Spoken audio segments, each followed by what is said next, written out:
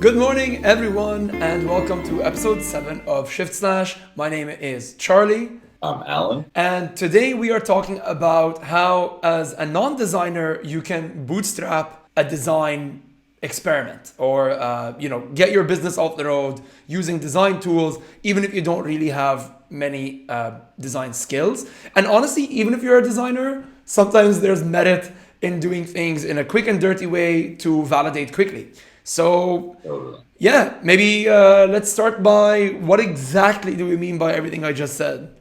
I think this kind of came up because we were thinking, like, oftentimes people will come to us with specific requests about, you know, making, for example, a friend will be developing a product, just on their own, and they'll come to us for advice and be like, "Hey, could I get your eyes on something? Could you help me out with this?" And usually my response is like, "Sort of. I can sort of help you out." Oftentimes they can't pay, and Right. that's totally fine. And all I can do really is guide them, push them in a particular direction, or maybe show them some tools that are useful, or some tricks within those tools that are useful.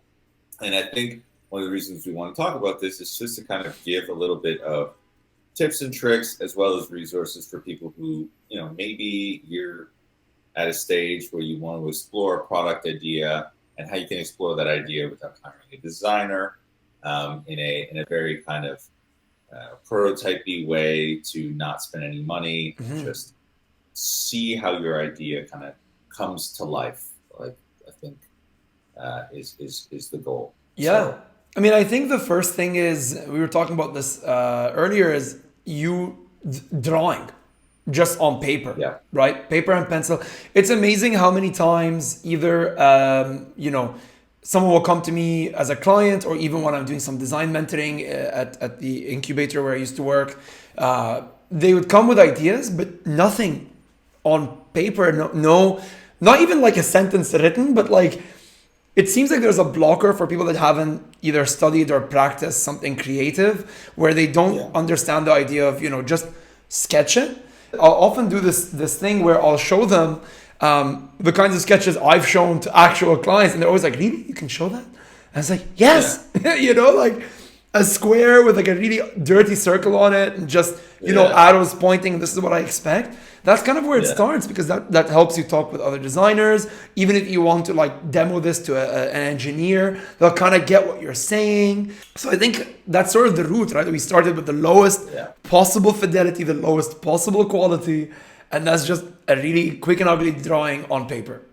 Totally. Find a way to visually communicate. And whether or not that's, like, sometimes that can be drawing the use case rather Yeah. than drawing the screen. Like, oh, well, I don't know what this guy's going to do. Maybe I'll just draw a stick figure holding a phone, doing a thing in that particular context. And that could be just as useful if you don't feel comfortable drawing an interface. But you really should, because all we really do is basically put circles and squares on a page in different orders, and then hope that magic happens at some point. But Yeah. really, there's a little bit more to it. But really, if you just practice that long enough, I think you'll kind of get somewhere. Yeah, I mean, I think I actually have on my portfolio, if I can take us there, I Yeah. have an example of that on the project that we were working on, which is ground news, right? So I have it here, and I show it like this. And it's just that, right? Like, even something Yeah. as simple as dirty as that, that's actually like how I started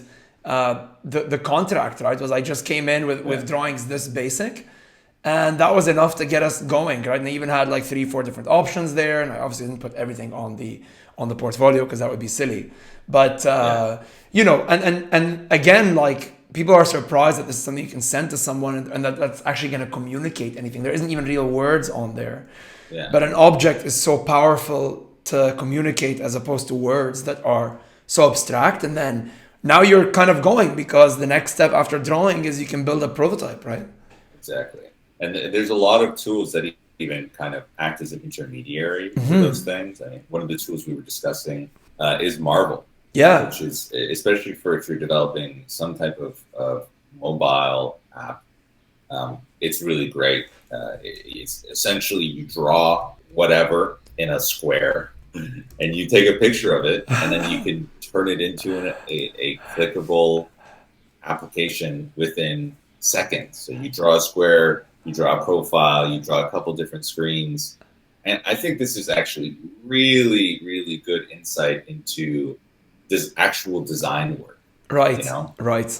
it starts to show the UX of the design process a little bit more. Like, okay, I click on this button, I go to this other place, and gives you the idea of like, okay, I have to start to think about navigation. I have to start thinking about, okay, what happens when I actually click on this, or what if I want to, undo the thing that I just did, or change this thing that I'm trying Yeah. to change. And all of a sudden, you're like, okay, well, I started with this sketch of 3 screens. I thought it would be a 3-step process, and actually now I'm making 10 different versions of this thing, and it gives you insight also, like a Right. little bit into design. And that's another thing that we want is like, even if you aren't a designer, learning these tools as a way to communicate with designers is hugely helpful. Like Hmm. maybe you learn these tools at the beginning of the process to just facilitate the thinking for how a product should develop. Yeah. And then it gets to a stage where like, okay, this is real. Yeah. Yeah. Maybe I can actually pay someone for this. Well, it would be great if you actually could find a better way to communicate visually with people who are very visual, just designers in general. Yeah, exactly. Like the I think you sort of touched on it, right? Like the way that in this app you just import a drawing and then you kind of draw a square around the button, you see how it works. And I feel like sometimes again this has happened to me a few times, especially during mentorship sessions where the person will say something like, "Oh, but it's going to be a simple app, just 2 screens." And it's like, "Well, try it because from what you're describing, that's probably not possible."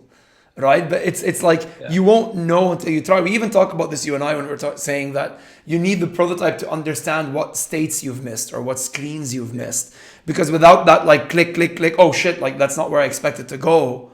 Yeah. Or like sometimes you're like click click and it's like, well, how do I go back? Or like Yeah. you think that, oh, I have a great idea for a business, it's going to be the simple application. Well, yeah, but you need to like actually see if it can be simple, and then the next step is, okay, you can take this paper thing that you can do on Marvel or whatever, even if you just hold a booklet in front of someone, have them like press with their finger.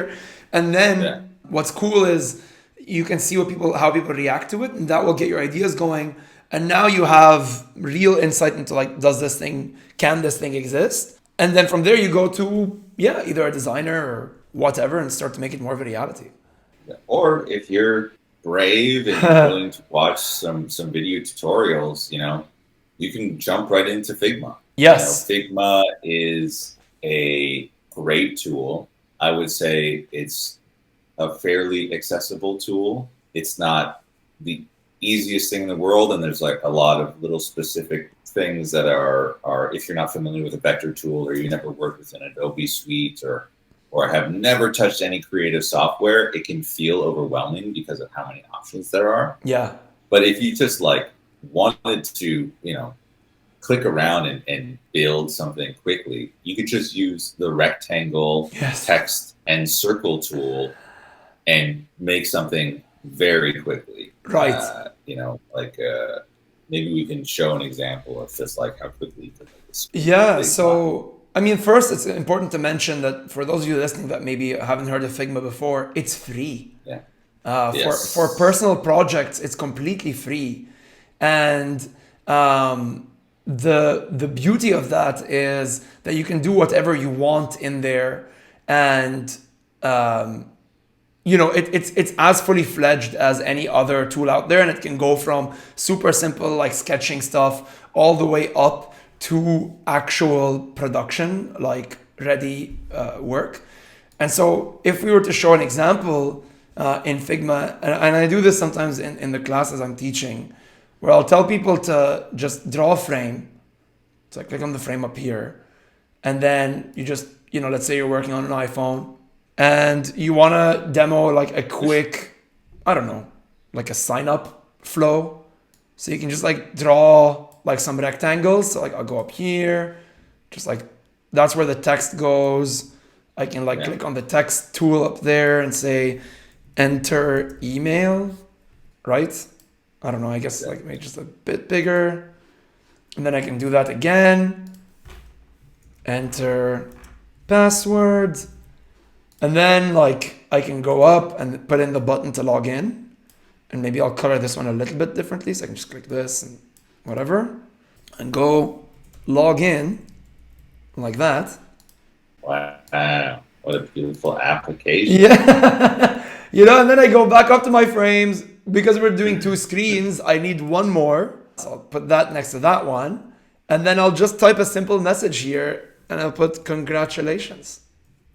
Yeah. I mean, like, obviously that's not a real app, but that's kind of No, the totally. basis of it, right? Like, this is our Yeah. congratulations. And Yeah. now there's a prototype button up here. I can just click on that. And when I grab this and go there, it should, if I click play, I mean, that's the beauty of Figma. there you go, and then I can actually, bam, Yeah. and that was like It, 2 seconds. seconds, you know what I mean? It's like, okay, I'm a little bit more familiar, but like, like you just said, I just used the square and frame up here. I used nothing and the Yeah. text. I didn't use Yeah. any of the crazy stuff that's going on the left, all this stuff Exactly. And you don't here. need to at all. No, and you can just keep going with this, and this can go quite far, right? Yeah. Because in Figma, you can even like, let's say you're doing a hotel booking thing. You can just copy and paste images in there, and that's a giant hack, right? 'Cause, Yeah. like I'll just go here, right click, copy the image, and then let's say like I log into a booking, I can just right click and paste the image, paste here, and then the image is imported. I just have to resize it and just pinch the zoom, and there you go. Like, and now you can like add a hotel name, you can like put the description. So let's say you're prototyping some sort of like Airbnb style competitor, Yeah.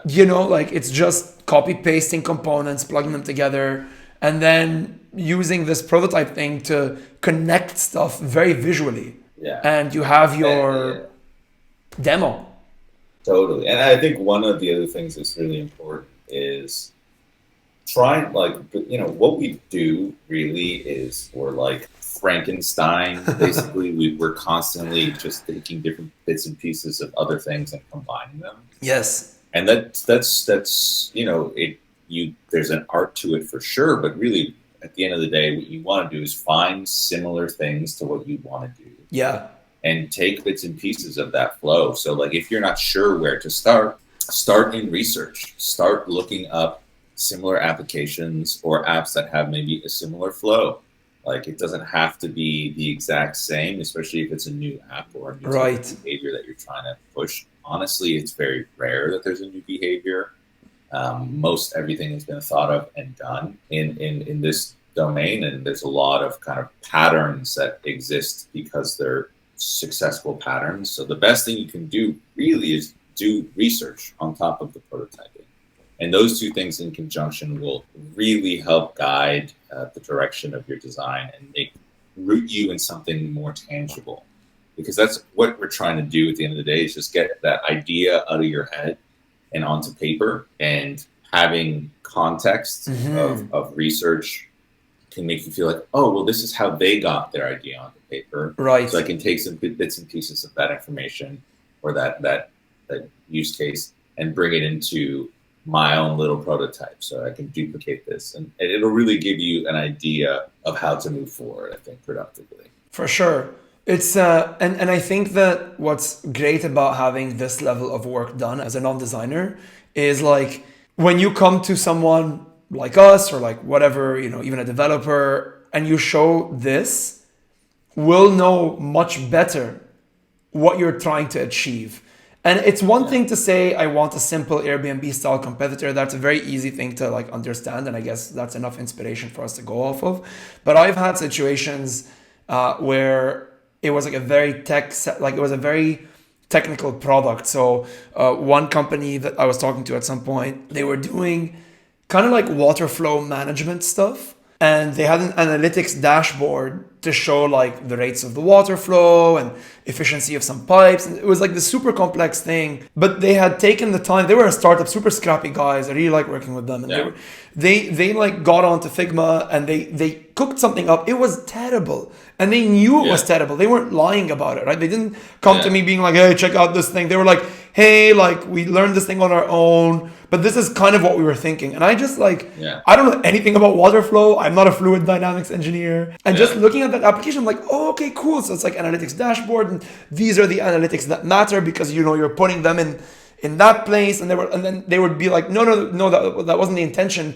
And we were able to talk around this object as opposed to like them just telling me like, oh, like, we need people to understand flow of water and like I need to show them graphs, and I'm just sitting there like, you know, like what do you mean, you know? Yeah, I mean, it's really about reactivating that often unused muscle of communicating visually. Yeah. You know, and you don't need to be a Da Vinci to do things like just to communicate something. Right? A stick person and just like a square and circles, it really, really helps. And it's another way of communicating that I think anyone, if in a position of authority working with a designer, sketching is a very undervalued skill, I would say.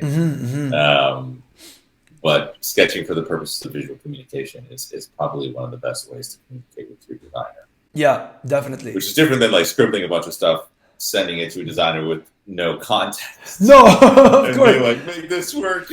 Of course, but I think actually you just said the key word there, and this is exactly where I feel some people get blocked is they think that the sketch is self-sufficient, and that's not the case. You're not drawing something that will hold its own, right? So if I go back to this thing, I wasn't sending them this in an email being like, what do you think? You know what I mean? It was an object I walked into a meeting with, or I would send like a Loom video of me explaining it. Yeah. And it becomes more like the way a teacher maybe draws on a blackboard as they're talking. Exactly. Right? It's not like that's it. It's not like a look, should we do this? And of course, what the hell is that? You know what I mean? So I think that's kind of where the blocker is for many people. It's like you're really not just drawing a self-sufficient diagram. It's visual support. And I think that's super important for working with designers or trying to become one yourself. You know? And it's funny because these are processes that we still use to this day. Like exactly, you know, nothing has really fundamentally changed. When I deal with a project, I'll take down notes, make little sketches. I'll do research components, and maybe the areas I look are a bit more specific, and I know what doesn't work or what does work, and over time you gain experience. But then I'll move to something like this, not so different from this, and then slowly into high fidelity prototypes. Like for me, that's a very packaged up process of how my brain works at the very least, and how a lot of other designers' brains work. Yeah, definitely. And this is actually like the reason why we're saying all of this stuff is I think you and I have seen a lot of examples of people that have spent a lot of money on development for something that shouldn't have happened. I think one of the most heartbreaking situations, it was again in the incubator where I used to work, and there was a company that paid an agency.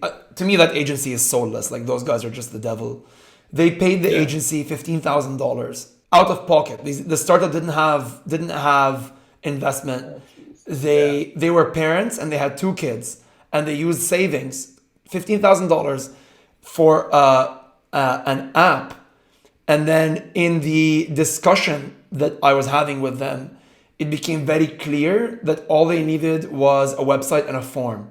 And they actually scrapped the app and built their business on the website and the form. Okay. Thank God. All right. I was a little concerned. But they had already paid for the app. That's what I'm saying. Ooh. And it was like that agency didn't, it's that kind of classic impression people have of some agencies where they're like, if you come to me telling me you want an app, I'll just say, okay. Yeah. I mean, to me, it's money. That's how that's how I've always felt about many kinds of, I think especially ad agencies to me tend to feel like that more. Yeah. But it was so sad, and like we actually like it impacted the way we handled the way startups approach to building their product, because it was like, guys, Yeah. like $15,000 for a startup. Yeah. Holy, Bootstrapping is yeah, super important, and thinking about the design ahead of development is super important.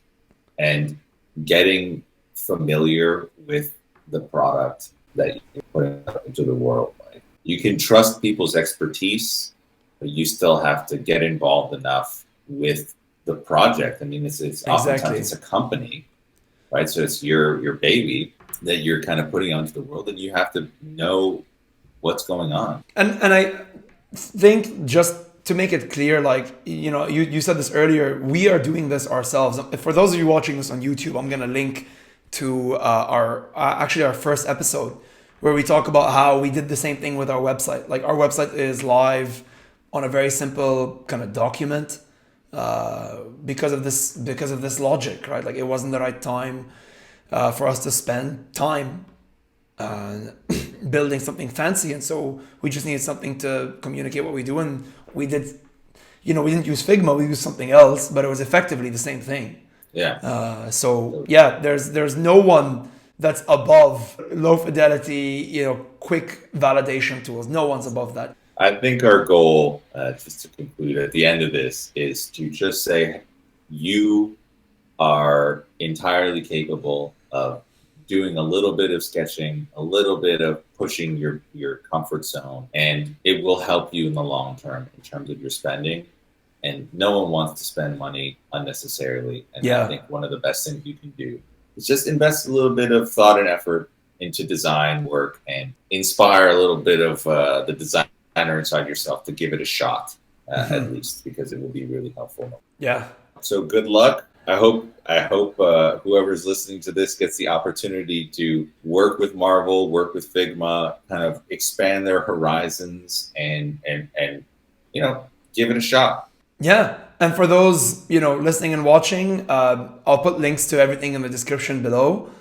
So you'll have links to Figma, to Marvel, and you can just go and install those things for free and get started. So yeah, hopefully this gives you the confidence to get going. And I guess with that, we'll leave you, and we hope to see you next week. Bye-bye. I keep telling her smelly is my favorite insult. I just find it so funny for like an adult to call someone else smelly.